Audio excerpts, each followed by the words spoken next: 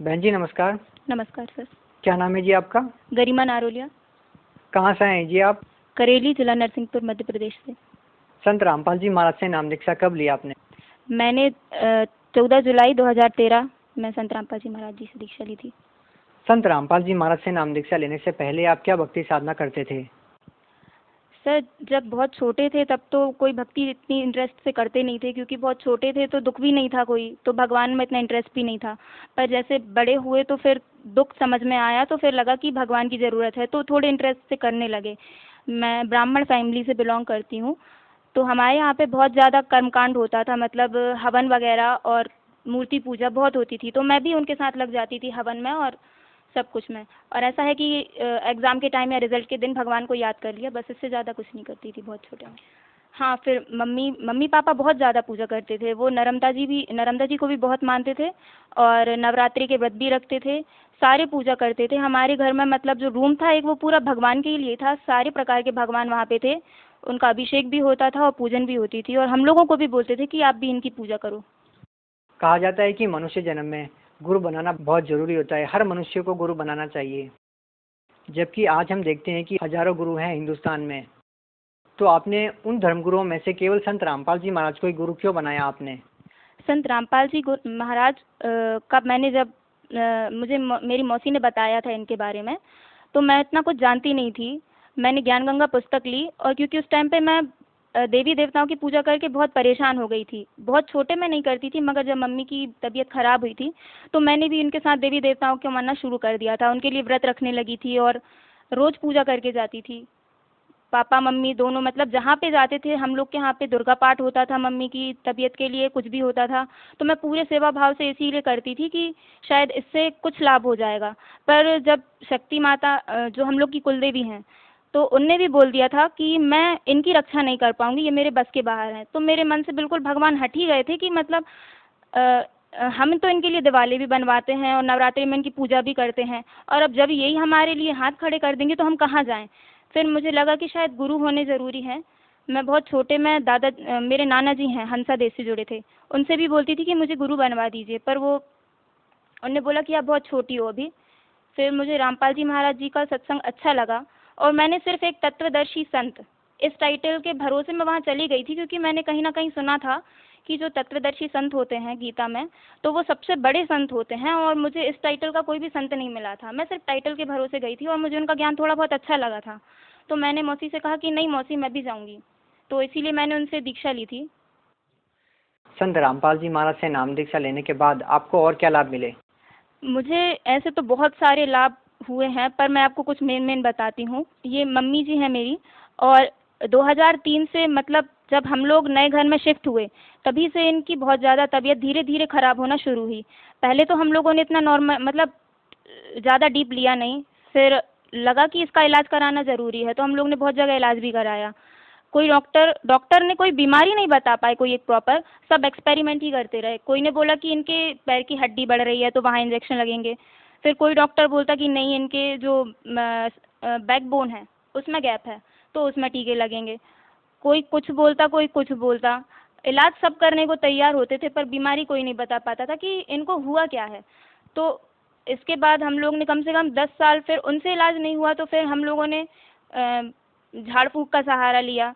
जो चीज़ें नहीं भी करने को दिल करता था हम लोग वो भी करते थे, इस आशा में कि शायद इससे ठीक हो जाएगा न, मतलब बलि के लिए हम लोग का मन नहीं मानता था। पर जैसे कोई पंडित झाड़ने आता था, वो बोलते थे कि जो देवी हैं या फिर जो भी इनके में प्रेत बाधा है, तो वो मुर्गा उनको चढ़ा देंगे तो शायद इनको कुछ आराम लग जाए। हम लोग का मन नहीं भी मानता था कि मतलब पशु बलि हम क्यों दें किसी निर्जीव की, मगर ये सोचते थे कि शायद इससे ही आराम लग जाए, तो हम लोग उनको पैसे दे देते कि हम लोग नहीं चढ़ाएंगे, आप हमारी तरफ से आप चढ़ा दीजिएगा। हम लोग ने वो भी किया। उसके बाद हम लोगों के घर में दोष बता दिया कि आप लोगों ने जहाँ पे प्लाट लिया है वहाँ पे जिनका प्लाट था उनके कुल देवता हैं, तो वो आपसे स्थान मांग रहे हैं, तो आप इनको स्थान दो। कोई बोलता कि नीचे देवी की बहुत पुरानी मूर्ति गड़ी हुई है तो इसकी पूजा होगी। हमारे घर में इतने खीले ठोके उन्होंने, और आके और कोयले से हवन करते थे, पूरा घर काला हो जाता। बहुत बहुत झाड़ फूँक, यहाँ तक नहीं बोलते थे कि आपके पैतृक गांव में पैतृक जो आपका घर है वहाँ पे आपका दोष है। तो वो वहाँ पे भी गए, वहाँ पे भी झाड़ फूँक करके, और कोई नहीं बोलता था कि इनको कुछ नहीं है। हाँ, इनको प्रेत बाधा है, इनको बीजासैन देवी है, मतलब सब अपने तरीके से सब बताते थे इलाज, मगर उनका कोई प्रॉपर आराम नहीं लगता था। और फिर किसी ने बता दिया कि 5 बील के पत्ते, 5 गुलाब के पत्ते, 5 ये पत्ते वो पत्ते, इनका मिला के घोल पीना तो तुम्हारी तबीयत ठीक हो जाएगी। उससे इनको आराम तो लगा नहीं। इनकी आंखों में इतनी सारी दवाइयाँ खाने के बाद इन्फेक्शन और हो गया, धीरे धीरे इनकी आंखों की रोशनी कम होने लगी। तो इनको यही लगता था कि बच्चे छोटे हैं और गृहस्थी कच्ची है, तो हम इलाज का इतना करा नहीं पाएंगे। इन्होंने पहले हम लोग को बताया नहीं कि मेरी आंखों में दिखने में प्रॉब्लम है, ये छुपाती रहीं। धीरे धीरे करके वो इतनी बढ़ गई, इनकी आंखें लाल हो जाती थी, तड़कती थी, दिन भर सोती रहती थी। कोई रिश्तेदार हम लोग का काम करने नहीं आता था। हम लोग बस मैं, मेरा भाई और पापा सब मिलके घर का काम करते थे। जिस हालत में हम लोग छोड़ के जाते थे मम्मी को, मम्मी शाम को उसी हालत में मिलती थी। खाना तीनों मिलके बनाते थे। इतना सब करने के बाद भी इनकी फिर आंखों में इतना इन्फेक्शन बढ़ गया कि जबलपुर में डॉक्टर स्थापक ने बोल दिया कि इनकी तो अश्रु नली है वो एक तरफ की तो पूरी सूख गई है। आपको दूसरी आंख बचाना हो तो इंडिया का सबसे बड़ा hospital eye care centre Shankar Nethralaya Chennai में है, वहाँ ले जाओ। आपकी बच जाए आंख तो एक बच सकती है, बाकी एक तो शायद ही बच पाए। तो हम लोग उस दिन तो रात में हम लोग ने किसी ने खाना नहीं खाया कि इतना सब करने के बाद हम लोग के साथ गलत पे गलत होता जा रहा है। वहाँ पे गए तो इनको साइन करा के किडनी सोलॉन, जो कि मतलब हड्डियों के लिए जहर बताया गया है, उसको साइन करा के देते हैं कि यदि आप इसके बाद बचते हैं तो बचते हैं, लास्ट स्टेज रहती है, इसके बाद कोई ट्रीटमेंट रहते ही नहीं है डॉक्टरों के पास। वो इनको दिया गया। इसके बाद उनकी आंखों में मोतियाबिंद हो गया, दोनों आंखों में। एक आंख में हुआ, फिर एक का ऑपरेशन कराया, फिर उसके बाद तो एक का ही करा पाए थे, फिर मैंने नाम ले लिया। इतनी सारी पूजा कराने के बाद भी, तांत्रिक विद्या कराने के बाद भी हम लोग को लाभ तो नहीं मिलता था, ऊपर हम लोग धंसते ही जा रहे थे। पापा की जितनी सैलरी आती थी सारी मम्मी के इलाज में चली जाती थी, और ना वो अपने ऑफिस को टाइम दे पाते थे, ना हम अपने स्कूल को, ना मम्मी घर को। हम लोग का मतलब परिवार पूरा एक एक एक इंसान की बीमारी में पूरा परिवार बर्बाद हो रहा था। इतने सारे डॉक्टरों को दिखाया, तांत्रिकों को दिखाया, जो उन्होंने बताया वो किया भी। सबको दिखाने के बाद भी कोई इलाज, कोई आराम नहीं मिला मम्मी को। फिर उसके बाद संत रामपाल जी महाराज जी से नाम दीक्षा लेने के बाद फिर हमारे घर की सारी दिक्कतें दूर हो गई। सबसे पहले मम्मी को आराम लगने लगा, और उसके बाद जितनी भी फाइनेंशियल कंडीशन ख़राब हो चुकी थी मम्मी की बीमारी में, वो भी धीरे धीरे ठीक हो गई थी। क्या नाम है जी आपका? अनीता नारौली। कहाँ से आए जी आप? MP से। जैसा कि आपकी बेटी ने बताया कि आपको इतनी सारी जो प्रॉब्लम थी, आपने तांत्रिकों को भी दिखाया, डॉक्टरों को भी दिखाया, बहुत सारे संतों के पास आप गए, लेकिन कहीं पर भी आपको आराम नहीं मिला। और उसके बाद जब आप संत रामपाल जी महाराज के पास जाते हैं तो आप ठीक हो जाते हैं, क्या ये सही है? जी सही। इतने सारे डॉक्टरों को दिखाने के बाद, इतने सारे संतों के पास जाने के बाद आप वहाँ पर ठीक नहीं होते हैं, तो फिर आप संत रामपाल जी महाराज से नाम दीक्षा लेने के बाद कैसे ठीक हो सकते हैं? आपको क्या लगता है? उनके मंत्रों में शक्ति है, मंत्रों का जाप करने से धीरे धीरे आराम लगने लगा। अच्छा, आपसे एक और बात पूछना चाहेंगे कि संत रामपाल जी महाराज जी से निसंदेही वो व्यक्ति नाम लेता है जिनको शारीरिक पीड़ा होती है, शारीरिक समस्याएं होती है, जो आध्यात्मिक लाभ प्राप्त करना चाहता है, वही व्यक्ति संत रामपाल जी महाराज जी से नाम दीक्षा लेते हैं। हम आपसे जानना चाहेंगे कि संत रामपाल जी महाराज से नाम दीक्षा लेने के बाद आपको और क्या लाभ मिले? और जैसे ही मैं नाम दीक्षा लेके आई थी, मैंने जुलाई में नाम दीक्षा ली थी, और राखी का त्यौहार था। मैं राखी तो बांधने से मैंने मना कर दिया था कि मैं राखी अब किसी को नहीं बांधूंगी, पर मेरी बुआ जी आई थी गांव से, तो उन्होंने बोला कि ठीक है तुम नहीं बांधोगी तो भी चलो मेरे साथ गांव चलो, वहाँ पे दादी से मिल के आ जाना। तो बरसात का टाइम था और पहाड़ी नदियाँ बहुत रहती हैं हमारे गाँव में, तो हम लोग जा रहे थे। जाते टाइम एक पुल था गहरा, उससे होके जाते हैं, तो वहाँ पे पहाड़ी नदी आ गई थी। तो बस वालों, जैसे बस की बॉडी ऊपर होती है, तो बस वालों ने तो अपनी गाड़ी निकाल ली। गाड़ी मेरा भाई ड्राइव कर रहा था, वो भी मुझसे 3 साल ही बड़ा है, कोई ज़्यादा बड़ा भी नहीं है। तो उसने भी उसकी देखा से कि गाड़ी तो निकाल ली, और जैसे ही हम लोग गाँव गए, वहाँ पे थोड़ा आधे घंटे का टाइम लग गया हम लोग को।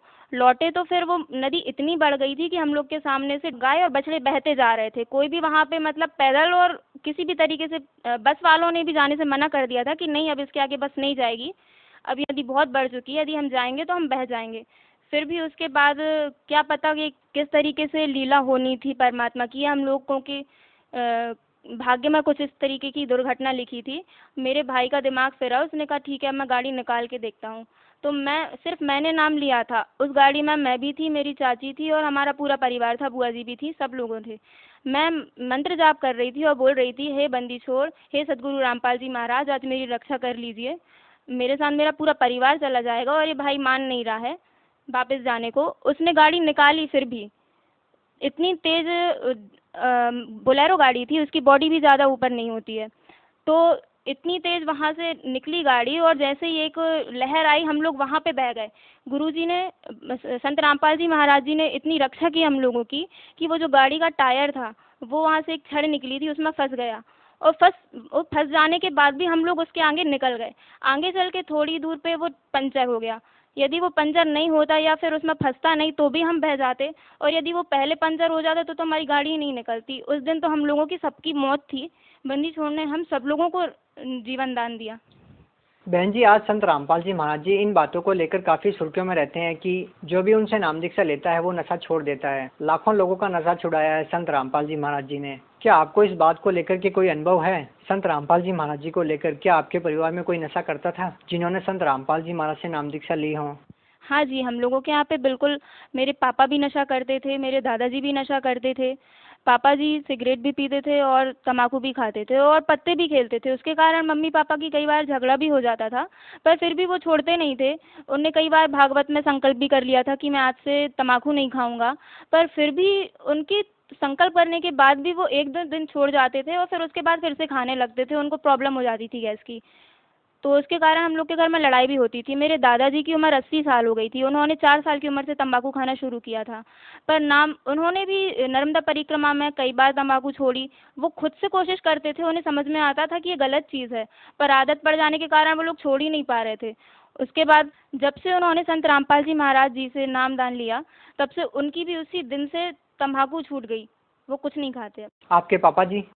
मेरे पापा जी भी अब कुछ नहीं खाते। पहले तो वो भक्ति में भी मुझे करने नहीं देते थे, पहले मैंने ही नाम लिया था अपने। क्या आपके पिताजी ने भी बिल्कुल नशा छोड़ दिया? हाँ, पूरी तरीके से उन्होंने नशा छोड़ दिया है और वो भक्ति करते हैं। क्या अब वो बिल्कुल नशा नहीं करते? बिल्कुल नहीं, किसी को लाके भी नहीं देते हैं। इतने सारे लाभ मिले हैं आपको संत रामपाल जी महाराज से नाम दीक्षा लेने के बाद, आप भगत समाज को क्या संदेश देना चाहेंगी?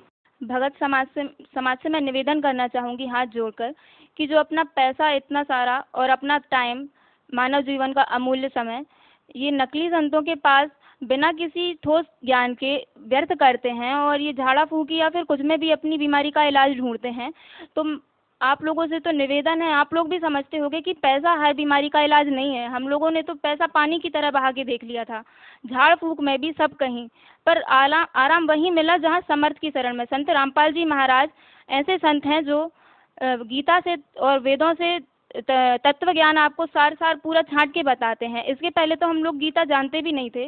गीता में बस हम लोग को इतना ही पता था कि तूने क्या किया है, क्या लेके जाएगा, ये सब हम लोग को पता था। इसके आगे भी कोई ज्ञान है गीता में, ये तो हम लोगों ने ना कभी जानने की कोशिश की, ना किसी संत ने हमें बताया।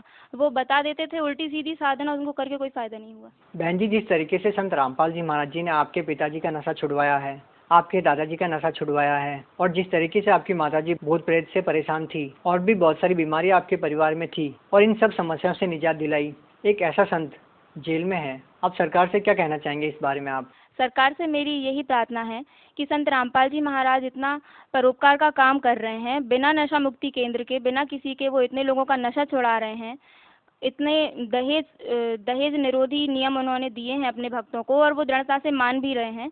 तो मेरा निवेदन है कि संत रामपाल जी महाराज जी को जल्द से जल्द रिहा किया जाए। बहुत बहुत धन्यवाद। सत साहिब।